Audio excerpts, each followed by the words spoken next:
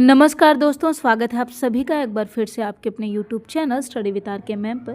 प्यारे दोस्तों, Bihar special teacher भर्ती परीक्षा को देखते हुए आज मैं आपके लिए लेकर आई हूँ कुछ महत्वपूर्ण इन्वायरमेंट के MCQs जो आपकी परीक्षा के लिए बहुत ही उपयोगी होंगे। तो बिना किसी देरी के चलिए शुरू करते हैं आज के वीडियो। इससे पहले अगर अभी तक आपने हमारे चैनल को सब्सक्राइब नहीं किया है तो प्लीज़ चैनल को सब्सक्राइब कर लें, बेल आइकन को दबा लें ताकि आने वाली सभी वीडियोस का अपडेट सबसे पहले आपको मिले। तो चलिए देखते हैं हमारा आज का पहला प्रश्न। दोस्तों, पहला प्रश्न है, निम्नलिखित में से कौन नवीकरणीय संसाधन है? ऑप्शन ए कोयला, option B petroleum, option C सौर ऊर्जा, ऑप्शन डी प्राकृतिक गैस। तो हमारा राइट आंसर दोस्तों आप देख सकते हैं सी है सौर ऊर्जा। यहाँ पर मैं आपको बता दूँ, नवीकरणीय संसाधन का मतलब होता है जो संसाधन हमारे भविष्य के लिए सुरक्षित हो। जैसे कि अभी कोयला बनने में हमारे इन्वायरमेंट को बहुत सारा समय लगता है, यानी धरती पर जब कोयले का निर्माण होता है तो लाखों वर्ष लग जाते हैं कोयला बनने में। लेकिन जब हम इसका खनन करके इसका ऊर्जा के रूप में इस्तेमाल कर लेते हैं, यानी आवश्यकता से अधिक जब कोयला का खनन होता है तो कोयला खपत भी होती है। अब अगला जो कोयला होगा उसे बनने में लाखों साल लग जाएंगे। इसीलिए यह अनवीकरणीय ऊर्जा का संसाधन है और हमें नवीकरणीय संसाधन की ओर बढ़ना चाहिए ताकि हमारे पर्यावरण का संतुलन बना रहे। इसीलिए जो सौर ऊर्जा होता है, जो सोलर एनर्जी है, वो एक बहुत ही सुरक्षित नवीकरणीय ऊर्जा संसाधन माना जाता है। तो याद रखिएगा हमारा राइट आंसर क्या होगा दोस्तों, सौर ऊर्जा। कोयला हो, पेट्रोलियम हो, प्राकृतिक गैस हो, इन तीनों का खपत हो जाता है तो इसे बनने में काफ़ी समय लगता है।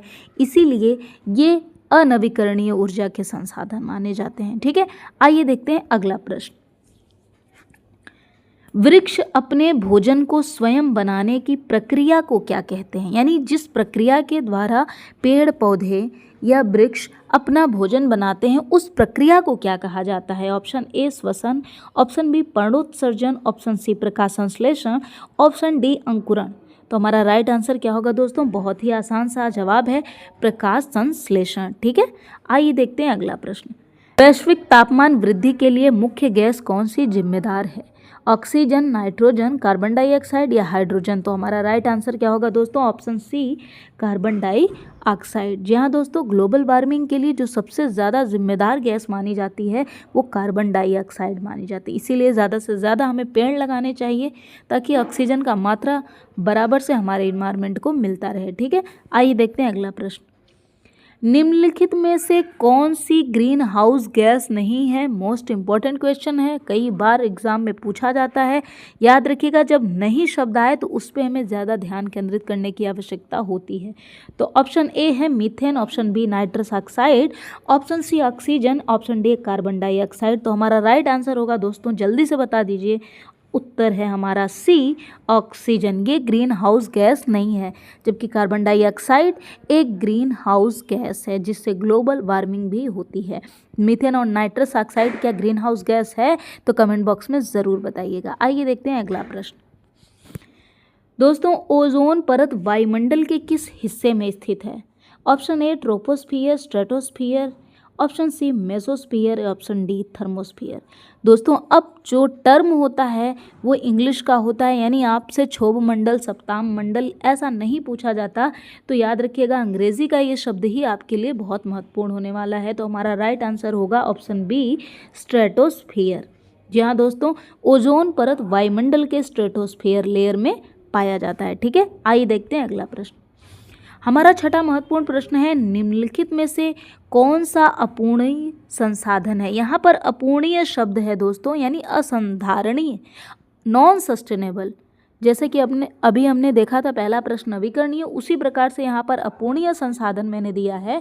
तो इसका मतलब ये होगा दोस्तों, जिसके खपत से दोबारा बनने में काफ़ी समय लगे या जिसे खर्च कर लो तो उसे पूरा ना किया जा सके, इसीलिए अपूर्णीय संसाधन यहाँ पर लिखा गया है। तो ऑप्शन ए है पवन ऊर्जा, ऑप्शन बी जल, ऑप्शन सी कोयला, ऑप्शन डी बायोमास। तो हमारा राइट आंसर क्या होगा दोस्तों? कोयला। कोयला बनने में जितना वक्त लगता है, खर्च कर देने पे उसे दोबारा से पूरा करने में बहुत ही अधिक समय लगता है। ठीक है, आइए देखते हैं अगला प्रश्न। दोस्तों, हमारा वन कटाई का मुख्य परिणाम क्या होता है? यानी डिफोरेस्टेशन से इन्वायरमेंट पर क्या दुष्प्रभाव पड़ता है? तो ऑप्शन ए है जैव विविधता में वृद्धि, ऑप्शन बी मृदा अपरदन होता है, या ऑप्शन सी वायु गुणवत्ता में सुधार होती है, या option D green house gas में कमी होती है। तो राइट आंसर क्या होगा दोस्तों? मृदा अपरदन। जी हाँ, बी। जब वनों की कटाई होती है, डिफोरेस्टेशन बहुत ही अधिक मात्रा में होता है, तो मृदा का अपरदन होने लगता है और ऐसे में जो कृषि की उपजाऊ भूमि होती है वो बहुत कम हो जाती है, नदियाँ कट जाती हैं, जिससे उपजाऊ मिट्टी, जिससे पैदावार बढ़े, उसकी भी मात्रा कम हो जाती है। ठीक है, तो डिफोरेस्टेशन का इन्वायरमेंट पर बहुत ही दुष्प्रभाव पड़ता है, इसीलिए हमें ज़्यादा से ज़्यादा पेड़ लगाने चाहिए। आइए देखते हैं अगला प्रश्न। क्वेश्चन नंबर 8 है जल प्रदूषण का मुख्य स्रोत कौन सा है? ऑप्शन ए सौर ऊर्जा, ऑप्शन बी औद्योगिक अपशिष्ट, ऑप्शन बी पवन ऊर्जा, या ऑप्शन डी भूतापीय ऊर्जा। तो हमारा राइट आंसर होगा ऑप्शन बी औद्योगिक अपशिष्ट, यानी उद्योगों से निकलने वाले कचरे जो नदियों में मिलते हैं नालों के द्वारा, उससे जल प्रदूषण बढ़ जाता है ना। आइए देखते हैं अगला प्रश्न।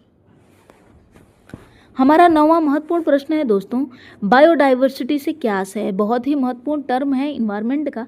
जैव विविधता से क्या आशय है? ऑप्शन ए किसी क्षेत्र में पौधों और जानवरों की विविधता को जैव विविधता कहते हैं, या ऑप्शन बी किसी पारिस्थितिकी तंत्र में प्रजातियों की संख्या, ऑप्शन सी कृषि प्रजाति के भीतर आनुवंशिक विविधता, या ऑप्शन डी उपरोक्त सभी। तो जी हाँ दोस्तों, हमारा राइट आंसर होगा उपरोक्त सभी, है ना। आइए देखते हैं अगला प्रश्न।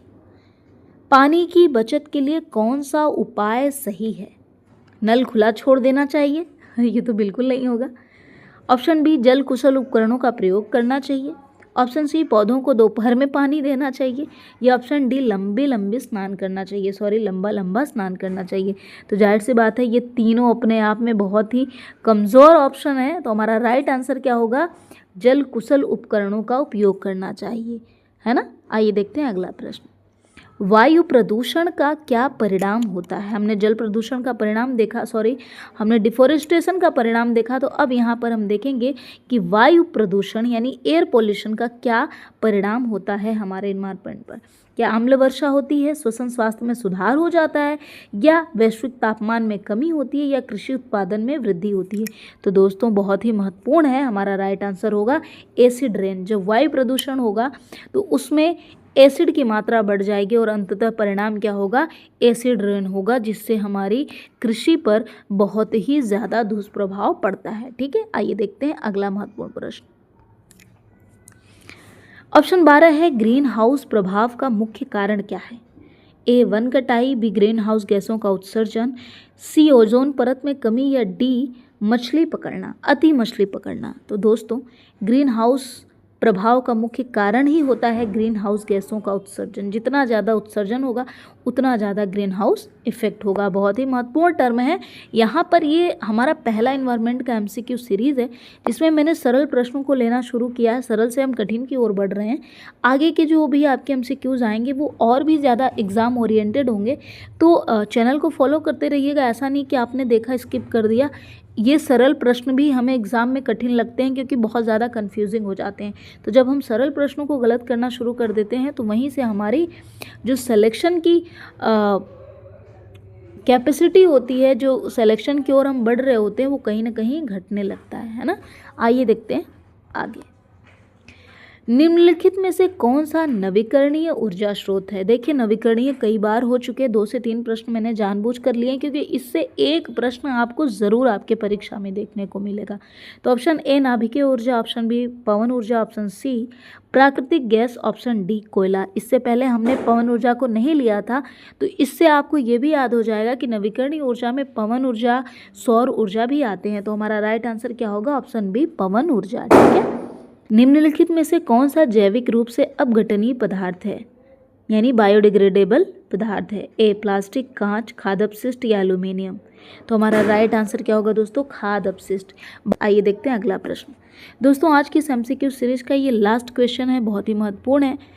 कचरा प्रबंधन के तरीके कौन से हैं? कैसे हम वेस्ट मैनेजमेंट कर सकते हैं? ऑप्शन ए दहन के द्वारा, ऑप्शन बी लैंडफिल करके, ऑप्शन डी पुनर्चक्रण द्वारा, या ऑप्शन डी उपरोक्त सभी। तो हमारा राइट आंसर क्या होगा? उपरोक्त सभी। यानी हम थोड़ा जला लेते हैं, कुछ फिल कर देते हैं और कुछ काम क्या करते हैं? रिसाइकिल करते हैं। ठीक है, तो इस प्रकार वेस्ट मैनेजमेंट हम कर लेते हैं। ठीक है, तो हमारा राइट आंसर क्या हो गया दोस्तों? उपरोक्त सभी।